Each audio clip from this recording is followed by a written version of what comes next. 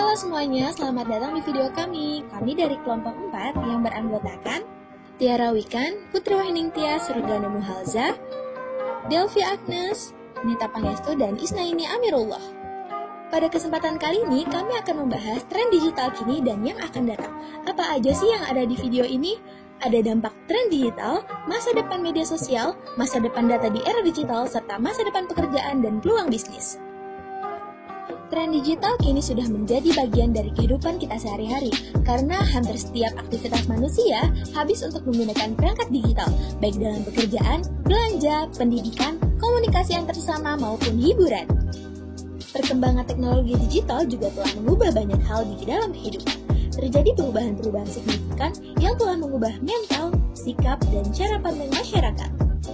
Perkembangan teknologi digital membawa berbagai perubahan yang baik, sebagai dampak positif yang bisa digunakan sebaik-baiknya.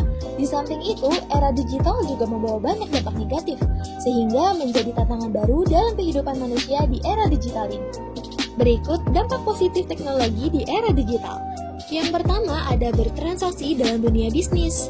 Dalam dunia bisnis, dahulu sebelum ada teknologi digital, kita harus pergi ke pasar atau toko yang menyediakan barang yang kita inginkan.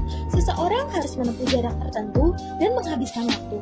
Akan tetapi, setelah adanya perangkat komunikasi digital seperti komputer atau smartphone yang terhubungan jaringan internet, orang dapat dengan mudah memilih barang yang diinginkan, melakukan transaksi jual beli online, dan melakukan pembayaran melalui mobile banking atau e-money lainnya. Yang kedua, meningkatkan intensitas komunikasi dan memudahkan perolehan informasi. Perkembangan teknologi digital dalam informasi dan komunikasi memiliki keterkaitan juga dengan masyarakat, seperti penggunaan teknologi informasi dan komunikasi sebagai alat yang bisa digunakan untuk mempelajari fenomena sosial yang mencakup bidang yang luas, seperti pengumpulan data penelitian dengan bantuan komputer yang berkaitan dengan berbagai aspek metodologi penelitian sosial. Selain itu, dengan adanya internet, maka setiap orang bisa melakukan komunikasi dengan orang lain, sekalipun jaraknya saling berjauhan. Komunikasi bahkan tidak hanya bisa dilakukan melalui pengiriman pesan singkat dan telepon saja, tetapi sekarang kita juga bisa berkomunikasi melalui video call. Perkembangan teknologi digital juga mempengaruhi pertumbuhan ekonomi di Indonesia, seperti dengan banyak munculnya e-commerce. Pengaruh e-commerce terhadap pertumbuhan ekonomi pada penjualan barang dan jasa secara online maupun konvensional memiliki implikasi serupa terhadap pertumbuhan PDB atau produk domestik bruto, yang merupakan indikator umum yang digunakan untuk mengetahui pertumbuhan ekonomi dari tahun ke tahun. Pada dampak negatif, munculnya banyak kasus cybercrime dan kejahatan virtual seperti hacking dan carding. Lalu ada tindakan cyberbullying dan ujaran kebencian, serta konten pornografi dan penyebaran berita hoax. Media sosial merupakan salah satu hal yang tidak bisa dipisahkan dari kehidupan sehari-hari masyarakat Indonesia. Media sosial tumbuh demikian pesatnya, menjadi media public relation baru dalam masyarakat, dan mengubah berbagai hal di mana media sosial dapat menjadi medium persuasi yang dapat mengubah persepsi ataupun perilaku publik. Komunikasi melalui media sosial dapat menambah atau mengkonsolidasi reputasi dan kepercayaan, baik untuk individu maupun untuk sebuah institusi. Selain itu, media sosial tidak hanya diisi oleh anak muda, namun media sosial juga akan dipenuhi oleh anak-anak dan orang tua akibat akses yang semakin mudah dan sederhana. Dalam membahas masa depan media sosial, tentu tidak etis bila mana masa depan media digital tidak diikutsertakan, karena kedua hal ini merupakan suatu hal yang sangat berkaitan satu dengan yang lain. Nantinya, media digital akan menggunakan model distribusi konten yang menyebarkan informasi secara real-time. Jeda waktu dalam menyebarkan informasi akan semakin kecil dan pada akhirnya lenyap. Konten yang dibuat oleh konsumen akan semakin populer pada saluran media digital. Munculnya teknologi-teknologi baru akan mengubah sarana untuk menyalurkan kreativitas. Nantinya akan banyak model bisnis baru yang berasal dari perkembangan media digital. Dunia saat ini telah memasuki era baru, di mana industri dan bisnis berupaya mengolah data sehingga menjadi sesuatu yang berharga.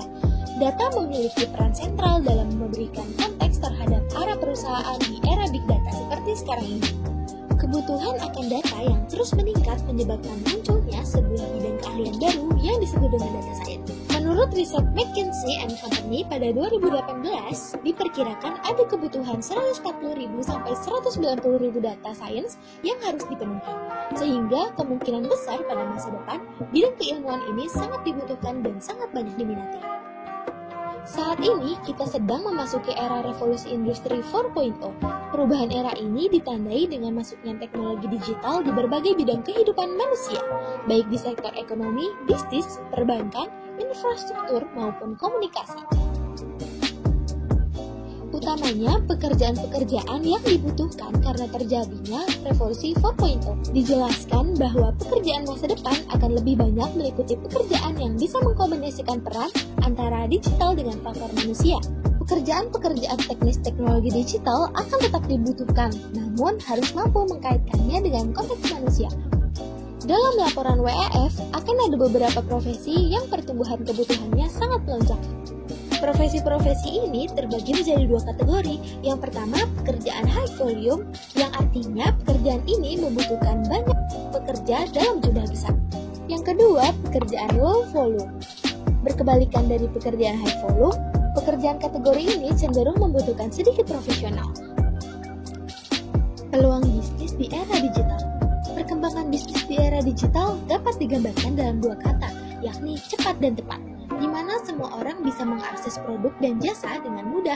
Bahkan konsumen dan produsen yang terpisah jarak begitu jauhnya bisa melakukan proses transaksi jual beli online dengan mudahnya. Hal ini turut dipengaruhi oleh pesatnya perkembangan media sosial dan media digital, yang mana secara perlahan akan menggeser kegiatan ekonomi secara tradisional menjadi digital. Peluang bisnis digital pada era digital sendiri meliputi berbagai bidang. Yang pertama ada finance technology.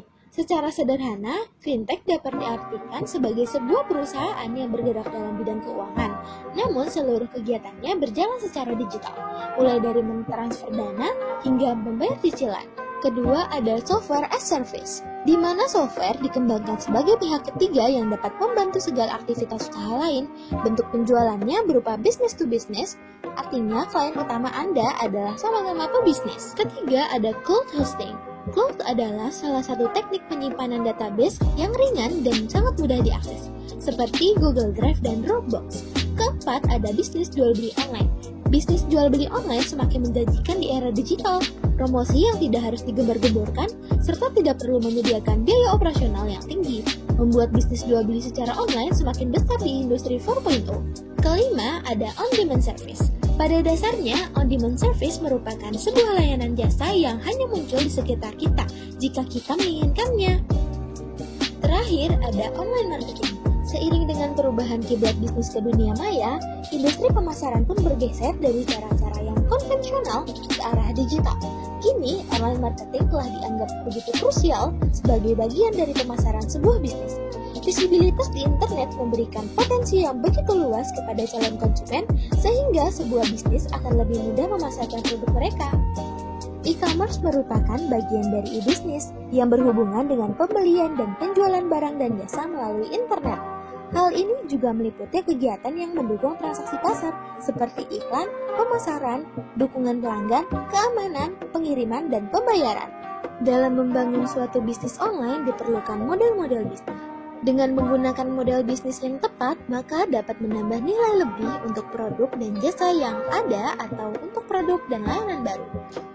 E-commerce sendiri dapat dibagi menjadi 5. Yang pertama ada business to business e-commerce, yang kedua ada business to customer e-commerce, yang ketiga ada consumer to consumer e-commerce, yang keempat ada customer to business e-commerce, dan yang kelima ada e-commerce administrasi publik atau pemerintah. Metode operasi dalam bisnis e-commerce. Meskipun modal bisnis e-commerce dibagi menjadi 5 jenis, metode operasinya bisa berbeda. Ini meliputi cara mendapatkan dagangan, pengelolaannya, dan pengiriman kepada pelanggan. Berikut ini beberapa metode operasi yang dapat digunakan dalam e-commerce. Yang pertama ada shipping. Shipping merupakan metode yang paling umum digunakan, di mana dalam metode ini penjual akan memiliki beberapa stok produk, di mana ketika ada pemesanan, penjual akan mengemas barang pesanan dan menitipkannya pada jasa pengantar barang hingga barang sampai ke pembeli. Kedua, ada dropshipping. Berbeda dengan shipping, dalam metode ini, pedagang akan menghubungi pihak grosir ketika mendapat pesanan, di mana pesanan akan langsung dikirim dari grosir ke alamat pembeli. Ketiga, ada wholesaling dan warehousing. Pada metode ini, penjual akan membeli stok produk secara besar-besaran, sehingga membutuhkan banyak investasi sejak awal. Dengan metode ini, kita bisa mendapatkan harga jual yang lebih kompetitif, karena membeli dalam jumlah besar dibandingkan membeli dalam jumlah sedikit seperti model dropshipping. Keempat, ada private label dan white label. Keduanya mengacu pada produk-produk yang di-rebranding oleh pengecer, namun ada perbedaan tipis di antara keduanya. Pada white label, pengecer dapat mengganti brand produk dari pabrik sesuai keinginan mereka. Namun, dalam metode ini, pengecer tidak dapat memodifikasi spesifikasi produk yang ia jual. Sedangkan pada private label, pengecer diperbolehkan untuk memodifikasi spesifikasi produk. Bila terjadi perubahan spesifikasi, pabrik akan memproduksi produk sesuai dengan keinginan pengecer, di mana produk dengan modifikasi spesifikasi tersebut hanya dijual pada pengecer tersebut. Kelima, ada subscription. Subscription adalah metode di mana sebuah bisnis menjual layanan berlangganan produk. Konsumennya akan mendapatkan satu atau lebih jenis produk dalam interval tertentu. Karena menyerupai layanan berlangganan, bisnis yang menggunakan metode ini biasanya dapat memiliki penghasilan yang lebih konstan. Terima kasih telah menonton, jangan lupa di like dan di share, dan jangan lupa kasih kritik sarannya di kolom komentar ya.